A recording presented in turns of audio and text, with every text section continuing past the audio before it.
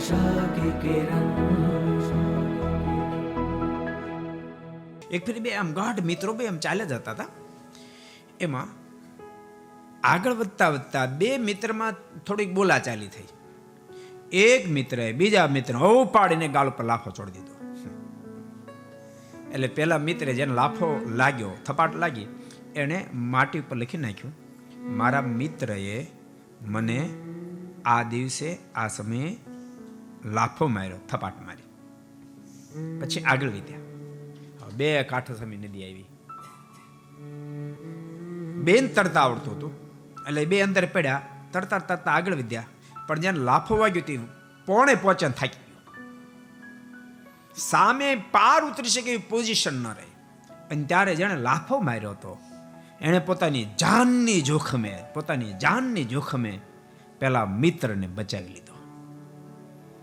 અને પછી બહાર નીકળ્યા ને ત્યારે જે વ્યક્તિ બચ્યો હતો, લાફો ખાધો, ત્યારે શું લખ્યું હતું, ક્યાં લખ્યું હતું? એને માટી પર લખ્યું હતું, મારા મિત્રએ મને આ સમયે લાફો માર્યો.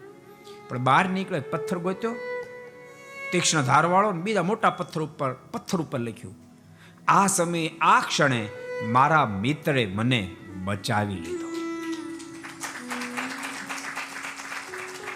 એટલે જેને લાફો માર્યો હતો, જેને બચાવ્યો હતો, એને પેલા મિત્રને પૂછ્યું, મેં તને લાફો માર્યો ત્યારે તે માટી ઉપર લખ્યું અને મેં તને બચાવ્યો ત્યારે પથ્થર ઉપર તે કોતર્યું, આમ કેમ?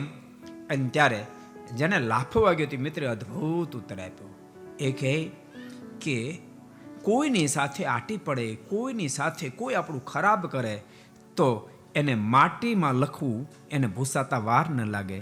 અને કોઈ આપણું સારું કર્યું, આપણો કોઈ ઉપકાર કર્યો હોય ને તો એને પથ્થરમાં કોતરી નાખવું, મને દિલમાં કોતરી નાખવા કે જિંદગી યાદ રાખવું, આ મિત્રે આટલી મને મદદ કરી, આણે મને આટલી હેલ્પ કરી. को पसंद आया हो तो लाइक करें और शेयर करना मत भूलिए.